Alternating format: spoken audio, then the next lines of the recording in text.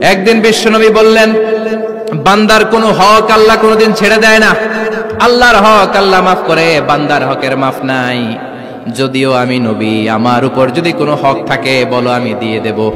কোন সাহাবী দাঁড়ায় না। এক সাহাবী দাঁড়িয়ে বললেন, নবী, যুদ্ধের ময়দানে চাবুক চালানোর সময়, লাঠি চালানোর সময় এক কাফেরকে মারতে যে আপনার লাঠির বাড়ি আমার পিঠের মধ্যে পড়েছে। আপনি যেহেতু এই কিসাসটা আদায় করতে চান, আপনার পিঠে আমি লাঠির বাড়ি মেরে এটারে শোধবোধ করে দিতে চাই। বিশ্বনবী বললেন, আসো, তুমি এসে আমার পিঠে লাঠি দিয়ে চাবুক দিয়ে বাড়ি মারো। সাহাবী বলে, ও নবী, তখন দুর্ভিক্ষের সময়ের যুদ্ধ ছিল, আমাদের গায়ে জামা ছিল না।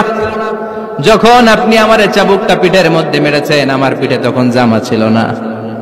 আপনি যদি যথা নিয়মে কিসাসটা আদায় করতে চান, আপনার জামাটা খুলেন, খালি পিঠের মধ্যে বাড়িটা মারিস। বিশ্বনবী উনার জুব্বাটা উপরের দিকে উঠালেন, পিঠের মধ্যে বাড়ি দেওয়ার জন্য ওই সাহাবীকে ডাকলেন। ওই সাহাবী বিশ্বনবীকে পিছন দিক থেকে জড়িয়ে ধরে ওই মোহরে নবুয়তের মধ্যে চুমু দিয়ে ফেলেছে। সাহাবী বললেন, নবী গো, এই নাটক করার জন্য আপনি আমারে মাফ করে দিয়েন। আপনি বিশ্বনবী, উদম গায়ে আপনারে দেখা যায় না, খালি গায়ে আপনারে দেখা যায় না। শুনেছি আপনার পিঠের মধ্যে মোহরে নবুয়ত আছে।